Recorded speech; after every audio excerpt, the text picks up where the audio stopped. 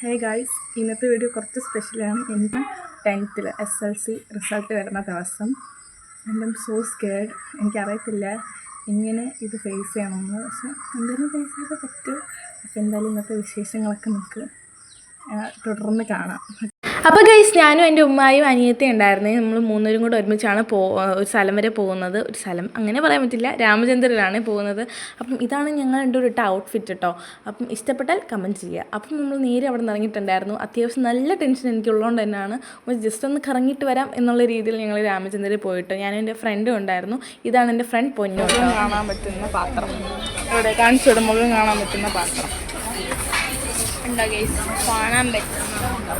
അപ്പോൾ അത് കഴിഞ്ഞ് നമ്മൾ കുറേ സ്ഥലം നോക്കിയെങ്കിലും നമ്മൾ ജസ്റ്റ് കറങ്ങാൻ വേണ്ടി വന്നതുകൊണ്ട് മാത്രം നമ്മളൊന്നും എടുക്കാണ്ടാണ് അവിടെ നിന്ന് ഇറങ്ങിയിട്ടുണ്ടായിരുന്നത്. പിന്നെ കുറേ ക്യൂട്ട് സാധനങ്ങൾ വന്നിട്ടുണ്ടായിരുന്നു. ഈ ഒരു ബോട്ടിൽ എനിക്ക് ഭയങ്കര ഇഷ്ടപ്പെട്ടു, പക്ഷേ ഞാൻ എടുത്തിട്ടുണ്ടായിരുന്നില്ല.